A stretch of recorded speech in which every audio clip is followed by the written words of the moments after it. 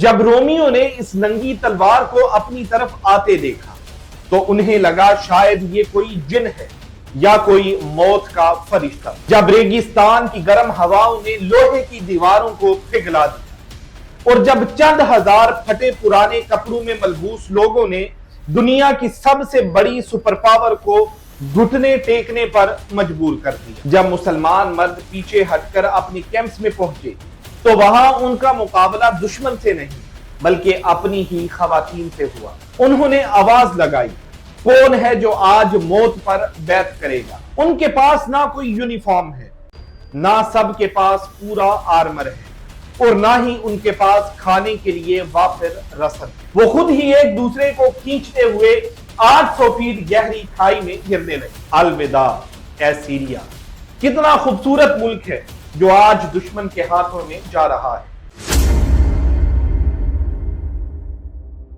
دوستو، آج کی کہانی اس دن کی ہے جب ایک عظیم سلطنت نے اپنی طاقت کھو دی، جب ریگستان کی گرم ہواؤں نے لوہے کی دیواروں کو پگھلا دیا اور جب چند ہزار پھٹے پرانے کپڑوں میں ملبوس لوگوں نے دنیا کی سب سے بڑی سپر پاور کو گھٹنے ٹیکنے پر مجبور کر دیا۔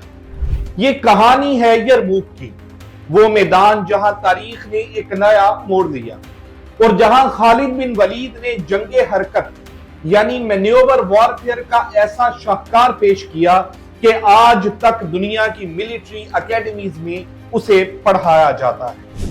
ذرا تصور کریں، سال ہے 636 عیسوی اور جگہ ہے سیریا اور جارڈن کے بارڈر پر واقع یرموک کا پتھریلا میدان۔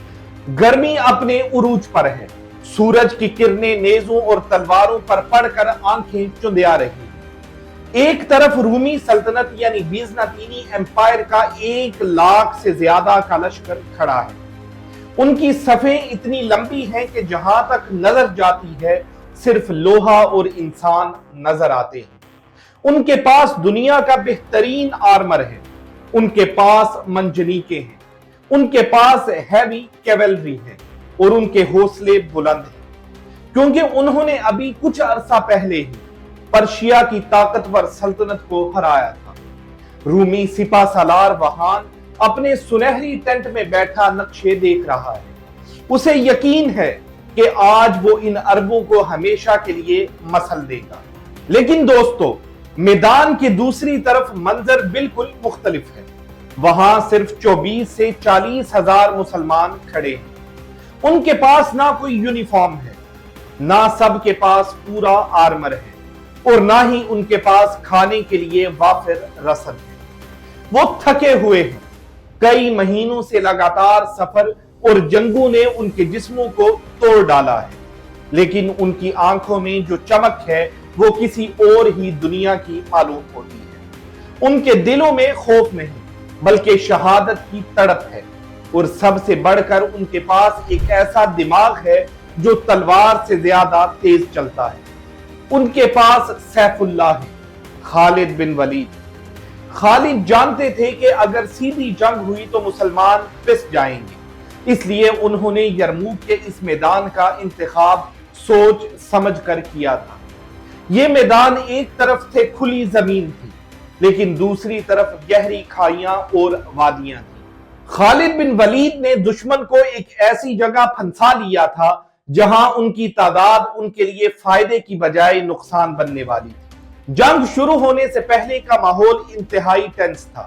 رومی فوج میں کچھ دستوں نے اپنے پاؤں زنجیروں سے باندھ رکھے تھے۔ تاریخ دان لکھتے ہیں کہ اس کی 2 وجوہات تھیں، یا تو وہ یہ قسم کھا چکے تھے کہ ہم مر جائیں گے لیکن پیچھے نہیں ہٹیں گے، یا پھر ان کے کمانڈرز کو ڈر تھا کہ عربوں کی ہیبت سے کہیں یہ بھاگ نہ جائیں۔ سوچئے جب مسلمانوں نے دیکھا ہوگا کہ دشمن نے خود کو زنجیروں میں جکڑ لیا ہے تو انہیں کیسا محسوس ہوا ہوگا۔ کیا یہ خوف کی علامت تھی یا جنون کی؟ خیر، 15 اگست کی صبح جنگ کا آغاز ہوا۔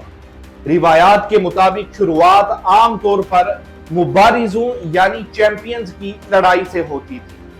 رومی صفوں سے بڑے بڑے کمانڈرز نکلے، چمکدار زرہ پہنے ہوئے، اور انہوں نے مقابلہ طلب کیا۔ مسلمانوں کی طرف سے جو شخص نکلا اس کا نام سن کر آج بھی دشمن کے رونگٹے کھڑے ہو جاتے ہیں۔ وہ تھے درار بن الازور۔ درار ایک ایسی شخصیت تھے جو جنگ کے دوران اکثر اپنا آرمر اتار پھینکتے تھے اور کبھی کبھی صرف اپنی شلوار میں ننگی چھاتی کے ساتھ دشمن پر ٹوٹ پڑتے۔ جب رومیوں نے اس ننگی تلوار کو اپنی طرف آتے دیکھا تو انہیں لگا شاید یہ کوئی جن ہے یا کوئی موت کا فرشتہ۔ دھرار نے پہلے ہی دن رومی کمانڈرز کی لاشوں کے ڈھیر لگا دیے۔ اس منظر نے رومی فوج کے مورل کو پہلے ہی دن ہلا کر رکھ دیا۔ لیکن دوستو، اصلی امتحان ابھی باقی تھا۔ پہلا دن مسلمانوں کے نام رہا، لیکن وہان کوئی کچا کھلاڑی نہیں تھا۔ اس نے دیکھا کہ مسلمانوں کی تعداد کم ہے اور اگر انہیں تھکا دیا جائے تو وہ ٹوٹ جائیں گے۔ دوسرے دن وہان نے ایک نئی چال چلی۔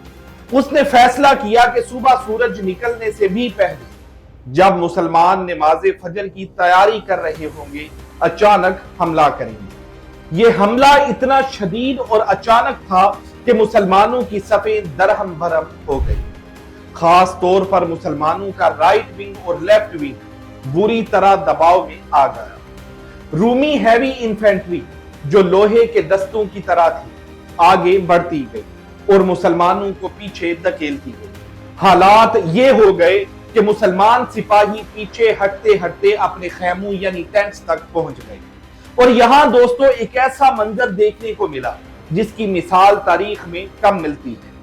جب مسلمان مرد پیچھے ہٹ کر اپنی کیمپس میں پہنچے تو وہاں ان کا مقابلہ دشمن سے نہیں بلکہ اپنی ہی خواتین سے ہوا۔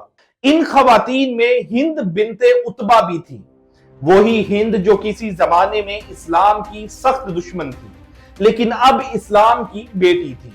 انہوں نے اور دوسری عورتوں نے ٹینٹ کے ڈنڈے اکھاڑ لیے اور پتھر اٹھا لیے۔ وہ اپنے شوہروں اور بھائیوں کو مار رہی تھی اور چیخ کر کہہ رہی تھی کہ کہاں بھاگ رہے ہو؟ کیا تم ہمیں ان کفار کے حوالے کر جاؤ گے؟ کیا تم جنت چھوڑ کر جہنم کی طرف جا رہے ہو؟ ان خواتین کے تانوں نے اور ان کے جذبے نے مسلمان مردوں کی غیرت کو جھنجھوڑ کر رکھ دیا۔ وہ سپاہی جو تھکن سے چور تھے انہوں نے اپنی تلواریں دوبارہ سنبھالی اور ایک نئے جذبے کے ساتھ پلٹ کر رومیوں پر حملہ کیا۔ ادھر خالد بن ولید جو سینٹر میں اپنی موبائل گارڈ کے ساتھ کھڑے تھے پورے میدان پر نظر رکھے ہوئے تھے۔ انہوں نے دیکھا کہ ان کے ونگز ٹوٹ رہے ہیں۔ خالد نے اپنی ایلیٹ کیویلری کو حکم دیا اور بجلی کی تیزی سے کبھی دائیں اور کبھی بائیں جانب حملہ کیا۔ ان کی موومنٹ اتنی تیز تھی کہ رومیوں کو سمجھ ہی نہیں آیا کہ یہ فوج کہاں سے آئی اور کہاں گئی۔ شام ہوتے ہوتے مسلمانوں نے اپنی کھوئی ہوئی زمین واپس لے لی تھی لیکن نقصان بہت ہو چکا تھا۔ تیسرا دن بھی اسی طرح خون ریز رہا۔ وہان نے اپنی اسٹریٹجی بدلی اور اپنا پورا زور مسلمانوں کے ایک اسپیسیفک حصے پر لگا دیا تاکہ ان کی لائن کو بیچ میں سے توڑ سکے۔ رومی بلیک سینچورینز نے حملہ کیا۔ یہ رومیوں کے سب سے خطرناک دستے تھے۔ جنگ انتہائی خوفناک مرحلے میں داخل ہو چکی تھی۔ تلواریں ٹوٹ رہی تھی، نیزے مڑ رہے تھے لیکن کوئی پیچھے ہٹنے کو تیار نہیں تھا۔ خالد بن ولید ایک شطرنج کے کھلاڑی کی طرح اپنی موبائل گارڈ کو وہاں بھیجتے جہاں سب سے زیادہ خطرہ ہوتا۔ وہ ہر جگہ پہنچ رہے تھے، اپنے ساتھیوں کا حوصلہ بڑھا رہے تھے۔ لیکن دوستو چوتھا دن وہ تھا جسے یاد کر کے آج بھی دل دہل جاتا ہے۔ اس دن کو تاریخ میں یوم التویر یعنی the day of last eyes کہا جاتا ہے۔ وہان کو سمجھ آ گیا تھا کہ کریم کی لڑائی میں مسلمانوں کو ہرانا مشکل ہے، اس لیے اس نے اپنے تیر اندازوں کو آگے کیا۔ رومی آرچرز کی تعداد ہزاروں میں تھی۔ انہوں نے مسلمانوں پر تیروں کی بارش کر دی۔ روایات میں آتا ہے کہ تیر اتنے گھنے تھے کہ سورج کی روشنی مدھم پڑ گئی۔ مسلمانوں کے پاس رومیوں جیسی بڑی ڈھالیں نہیں تھی۔ ہزاروں مسلمان زخمی ہوئے۔ اس ایک دن میں 700 مسلمانوں کی آنکھیں ضائع ہوئی۔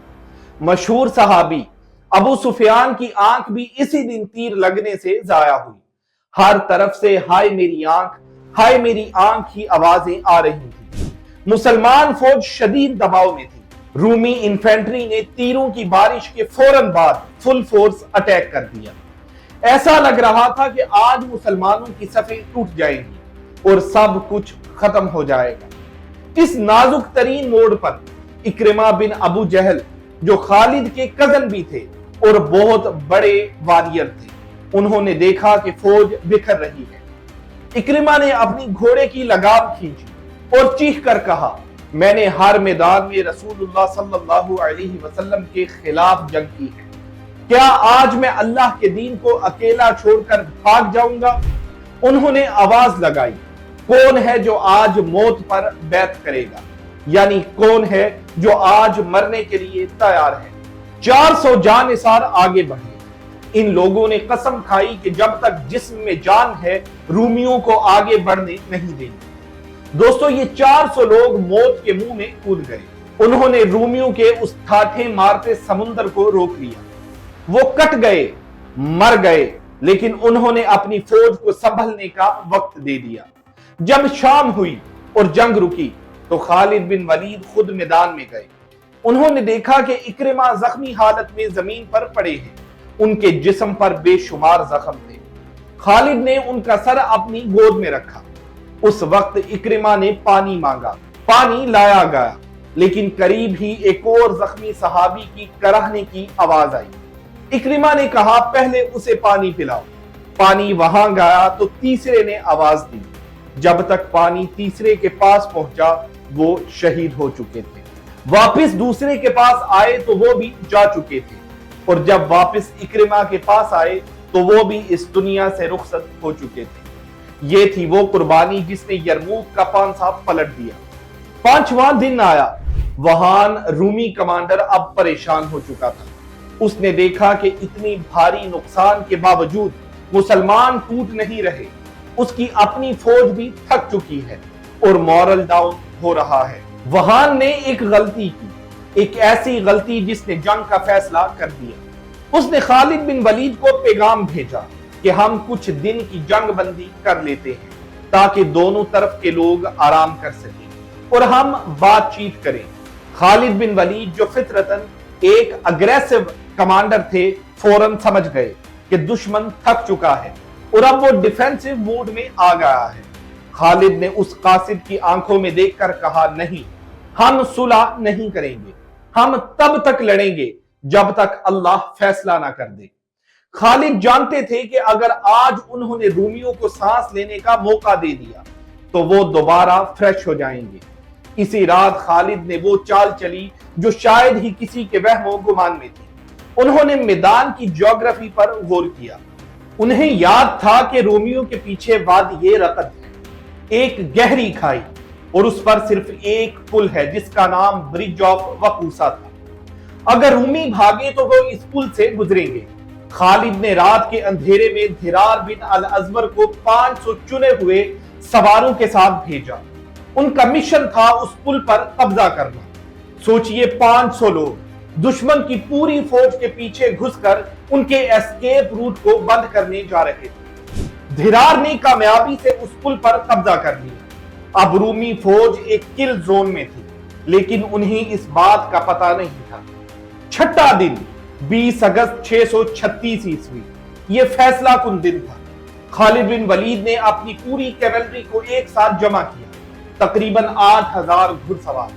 आज उन्होंने डिफेंसिव टैक्टिक छोड़कर ऑफेंसिव अटैक का हुक्म दिया। जैसे ही मुसलमानों ने हमला किया, कुदरत ने भी अपना खेल दिखाया। अचानक सहरा से एक शदीद आंधी उठी, रेत का तूफान। हवा का रुख मुसलमानों की पीठ की तरफ था और रूमियों के चेहरों की तरफ। मिट्टी और रेत रूमी सिपाहियों की आंखों में घुसने लगी। उन्हें कुछ नजर नहीं आ रहा था। अल्लाहु अकबर के नारों की गूंज और तूफान की सनसनाहट ने रूमियों के दिलों में दहशत भरी। खालिद की कैवेलरी ने रूमी कैवेलरी को इन्फेंट्री से काट दिया। रूमी घुड़सवार मैदान छोड़कर भागे, लेकिन इन्फेंट्री फंस गई। मुसलमानों ने उन्हें तीनों तरफ से घेर लिया और उन्हें मगरिब की तरफ धकेलना शुरू किया। रूमी सोच रहे थे कि हम पीछे हटकर वादी के पुल से निकल जाएंगे। वो भागे, अपनी जान बचाने के लिए उस पुल की तरफ लपके। لیکن جب وہ وہاں پہنچے تو انہوں نے دیکھا کہ وہاں دھرار بن الازور اپنے ساتھیوں کے ساتھ کھڑے ہیں، ننگی تلواریں لی۔ اب رومیوں کے پاس کوئی راستہ نہیں تھا، آگے موت تھی، پیچھے خالد کی فوج تھی اور دائیں بائیں گہری کھائیاں۔ ہزاروں رومی سپاہی پینک میں آ گئے، دھکا مکی شروع ہو گئی۔ وہ خود ہی ایک دوسرے کو کھینچتے ہوئے 800 فیٹ گہری کھائی میں گرنے لگے۔ تاریخ دان لکھتے ہیں کہ اس دن وادی رقد لاشوں سے بھر گئی، لوگ چیختے ہوئے گر رہے تھے اور نیچے پتھروں پر جا کر ختم ہو رہے تھے۔ وہاں وہ مغرور کمانڈر تھی، اسی بھاگ دوڑ میں مارا گیا یا پکڑا گیا۔ 1,00,000 کی عظیم الشان فوج جو صبح تک اپنی طاقت پر ناز کر رہی تھی، شام ہوتے ہوتے وجود کھو بیٹھی تھی۔ تقریباً 40,000 سے زیادہ رومی اس دن مارے گئے۔ جب شام ہوئی تو میدان خاموش ہو چکا تھا، گرد بیٹھ چکی تھی۔ یرموک کا میدان اب مسلمانوں کے ہاتھ میں تھا۔ اس فتح کی خبر جب اینٹیوچ میں شہنشاہ ہیراکلیوس کو ملی تو وہ سمجھ گیا کہ اب سیریا اس کے ہاتھ سے نکل چکا ہے۔ وہ جو نبی کریم صلی اللہ علیہ وسلم کا نام مبارک پڑھ کر بھی ہدایت سے محروم رہا تھا، اب اپنی سلطنت کا ایک اہم حصہ کھو چکا تھا۔ ہیراکلیوس کشتی میں سوار ہوا اور کانسٹنٹینا پول یعنی استنبول کی طرف روانہ ہوا۔ جاتے جاتے اس نے سیریا کے پہاڑوں کی طرف آخری بار دیکھا اور وہ مشہور جملہ کہا جو آج بھی تاریخ کی کتابوں میں محفوظ ہے: الوداع اے سیریا۔ کتنا خوبصورت ملک ہے جو آج دشمن کے ہاتھوں میں جا رہا ہے۔ Farewell, a long farewell to Syria۔ دوستو، یرموک کی جنگ صرف ایک میدان کی جنگ نہیں تھی، اس نے دنیا کا نقشہ ہمیشہ کے لیے بدل دیا۔ اگر اس دن خالد بن ولید نہ ہوتے، اگر اس دن مسلمان ہار جاتے تو شاید اسلام عرب کے ریگستانوں تک محدود ہو جاتا۔ یہ یرموک ہی تھی جس نے بیت المقدس کی فتح کا دروازہ کھولا۔ یہ یرموک ہی تھی جس کے بعد اسلام مصر، نارتھ افریقہ اور پھر اسپین تک پھیلا۔ یہ ان لوگوں کی کہانی ہے جنہوں نے صدیوں پرانی سپر پاور کو بتایا کہ طاقت لوہے میں نہیں ایمان میں ہوتی ہے۔ انہوں نے ثابت کیا کہ جب مقصد بڑا ہو اور جذبہ سچا ہو تو تعداد معنی نہیں رکھتی۔ خالد بن ولید کو اسی لیے سیف اللہ کہا جاتا ہے، کیونکہ ان کی تلوار کبھی نہیں ٹوٹی اور ان کی اسٹریٹجی کبھی ناکام نہیں ہوئی۔ آج ہم یرموک کو یاد کرتے ہیں تو ہمیں صرف تلواریں اور گھوڑے یاد نہیں آنے چاہیے، بلکہ وہ جذبہ یاد آنا چاہیے جو اکرمہ کو موت کے منہ میں لے گیا، وہ غیرت یاد آنی چاہیے جو ہند بنت عتبہ نے جگائی، اور وہ بصیرت یاد آنی چاہیے جو خالد بن ولید نے دکھائی۔ یہ تھی داستان اس دن کی جب بیزنطینی ایمپائر نے مڈل ایسٹ کھو دیا اور تاریخ نے ایک نیا رخ اختیار کیا۔ امید ہے آپ کو آج کی یہ ویڈیو پسند آئی ہوگی۔ اگر آپ کو لگتا ہے کہ ہم نے تاریخ کے اس اہم واقعے کے ساتھ انصاف کیا ہے تو ویڈیو کو لائک ضرور کریں اور کامنٹ میں بتائیں کہ آپ اگلے ایپیسوڈ میں کس جنگ یا واقعے کی کہانی سننا چاہیں۔ تب تک کے لیے اللہ نگہبان۔